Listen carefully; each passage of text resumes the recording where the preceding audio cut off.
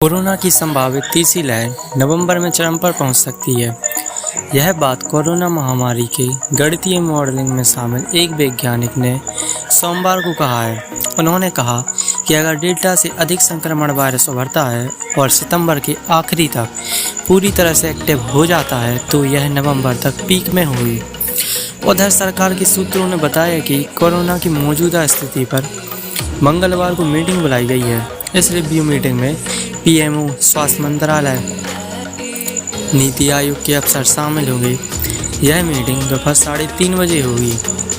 IIT Kanpur के वैज्ञानिक मनिंद्र अग्रवाल ने कहा, उस वक्त कोरोना की तीसरी लहर में दूसरी लहर के बराबर केस नहीं आएंगे, लेकिन पहली लहर जितने केस आने की संभावना है। मनिंद्र अग्रवाल आईआईटी कानपुर की 3 सदस्यीय टीम का हिस्सा है जो कोरोना संक्रमण के केसों के बारे में आंकड़ों के आधार पर पूर्वानुमान लगाती हैं। मनिंद्र अग्रवाल ने कहा, अगर कोई डेल्टा से अधिक संक्रामक वेरिएंट सामने नहीं आता है तो हो सकता है कि कोरोना की तीसरी लहर ना आए। उन्होंने कहा, अगर कोई नया और अधिक संक्रामक वेरिएंट सामने आता है तो नए आंकड़ों के आधार पर देश में नवंबर में कोरोना वायरस की तीसरी लहर चरम पर पहुंच सकती है। ऐसी परिस्थिति में हर रोज कोरोना वायरस के 1.5 लाख तक मामले आ सकते हैं और नवंबर तक यह चरम पर होगा।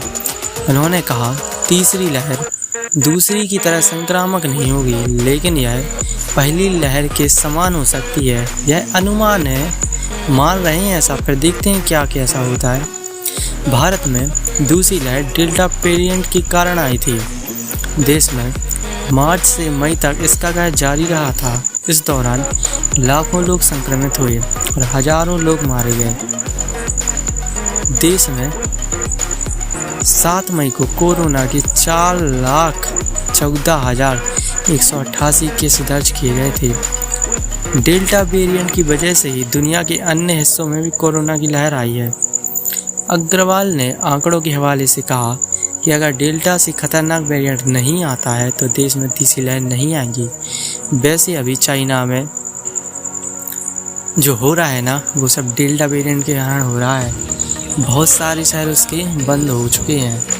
सारे शहर लॉकडाउन, फुल लॉकडाउन। घरों पर सीलिंग कर दी जा रही है, सीलिंग घरों पर कि निकले ना कोई। समझ रहे हैं कितना खतरनाक है डेल्टा।